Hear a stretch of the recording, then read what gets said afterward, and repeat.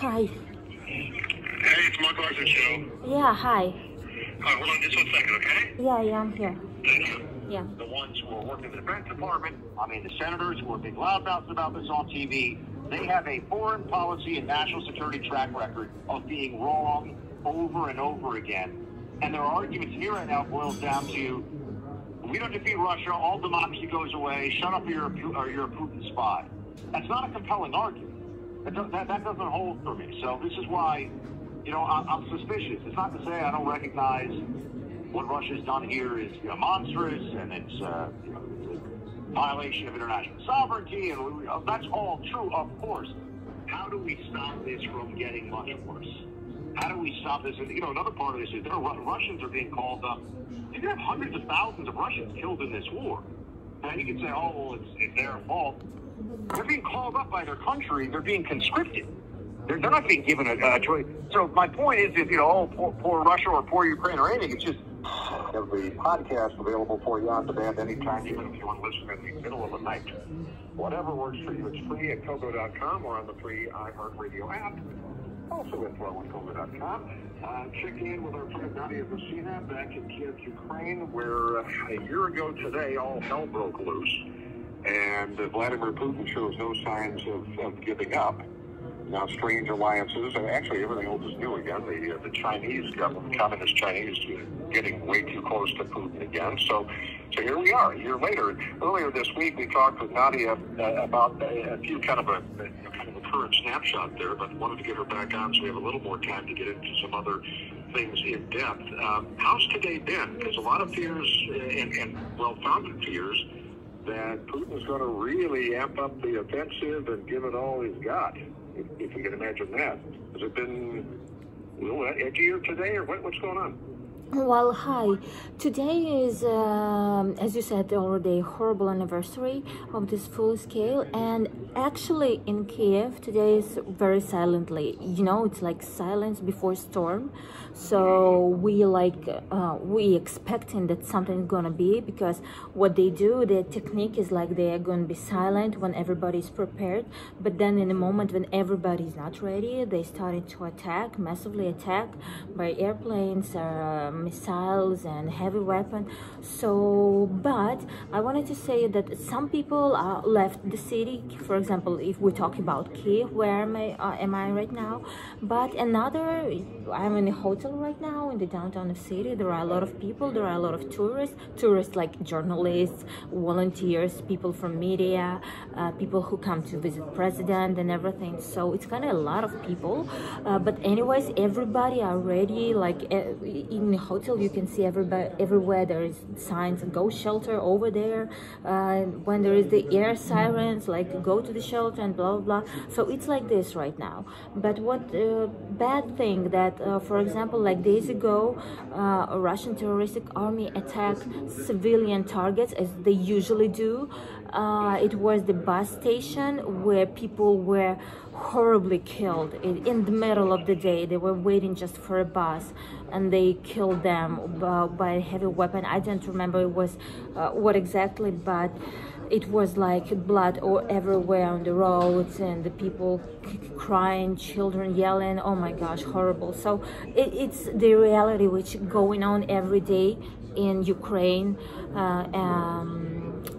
started by Russia again.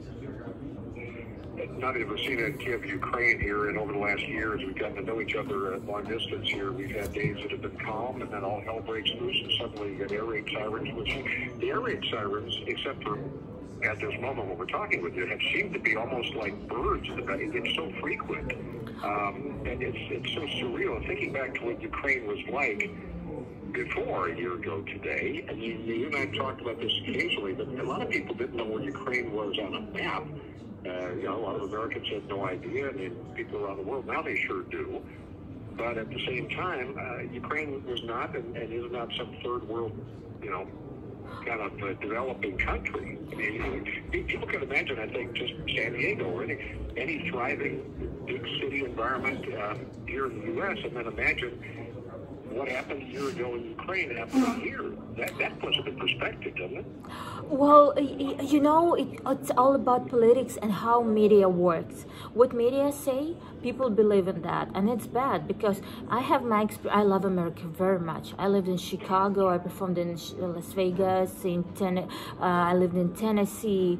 I love New York. Everything, like America for me is a very close country, and that's good that America supports Ukraine. But from another side, we see that in again politics and media, they say like, oh, Ukraine is like, oh, somewhere far away behind Russia and blah blah blah. But no, as we see right now in 2022 2023, that Ukraine is much more above than Russia.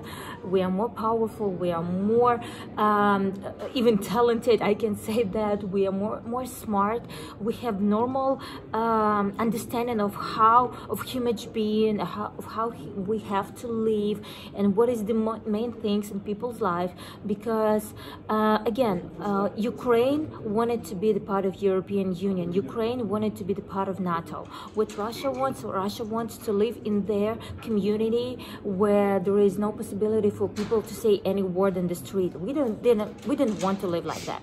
We want to be more powerful, more successful like America. So, but what I wanted to say that we need so much more weapon and so much more support from the world as soon as possible, because everything is so much long, and every second we pay the price of the human's life. Every second. Right, and of course President Biden was over there and promised another $500 million, and I'm seeing people on both sides politically, Republicans and Democrats here, saying we have to do something. But then more questions actually on the Republican side now about wanting to know where the money's going. Exactly. Talking to Nadiia Vasina, who's in Kiev, Ukraine. I'm getting so many mixed messages here just in the news today, because we know that Chinese President Xi Jinping is going to meet with Putin.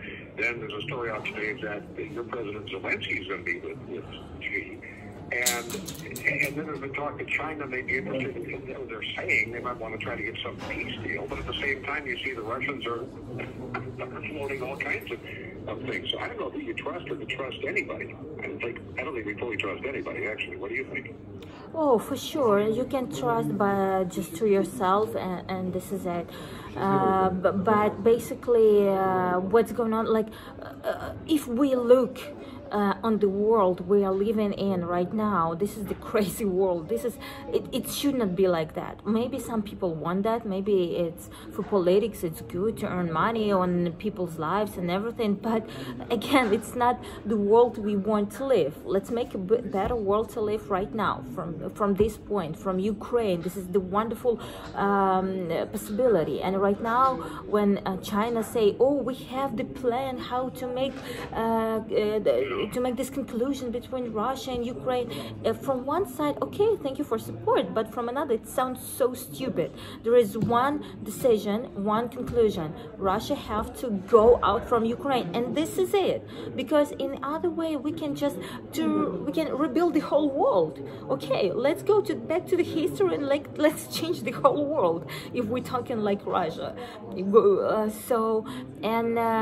I wanted to say that what the war in Ukraine, what we have right now, this is what the world let happen. When Ukraine gave nuclear weapon in almost 30 years ago, America and Great Britain signed a paper that if not Russia supports Ukraine, then these countries support Ukraine with a heavy weapon, with everything Ukraine needs. And in the finale, we see that we are begging. Sometimes we're almost begging. We should not beg, because it should be like automatically.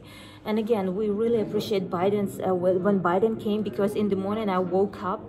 I live very close to one of the stations where Biden arrived, and it was all sirens everywhere, vehicle sirens, I mean. And Biden came by the train, and it was so good because the whole city also already were expecting his coming. And then it was all day long air sirens. It means that it was missiles attacks on the city, and Biden was just chilling, working in Kiev, like in the cathedrals, in the main spots. So it was so sweet. interesting how life goes on now, and our time is flying as it always does here. This is so fascinating. You're such a picture of the Ukrainian people who are so resilient and courageous, even though you and I both know, and you've shared a lot of this on the air over the last year so far, how difficult some days, some nights are, especially when the power goes out for hours. And it's up and down. And of course, Putin and company today, with all these mixed messages, suggesting maybe they'll celebrate by invading a little bit of Poland as well. I mean, there's so many things going on. So all the talks about, well, we'll have peace, we'll do this, both sides saying, that historically that's rarely shown to be actual truth. But as they talk about this, both sides saying, hey, we're going to take this on as long as it takes, and that's the way you have to look at it. Well, stay safe, and we'll talk again soon. And I would not say happy anniversary, although I would in the sense that people who expect Ukrainian people to be done well before now, that deserves some congratulations for a year of holding off these blankety-blank Russians. So stay safe. We'll talk soon, Nadia. Yeah, thank you. Best you can, right? Yeah, thank you. And hey, say to America. All right, take care. We'll talk soon. Nadiia Vasina, who's there on her 22nd floor apartment building there in Ukraine. We'll see you back on Monday on Kogo.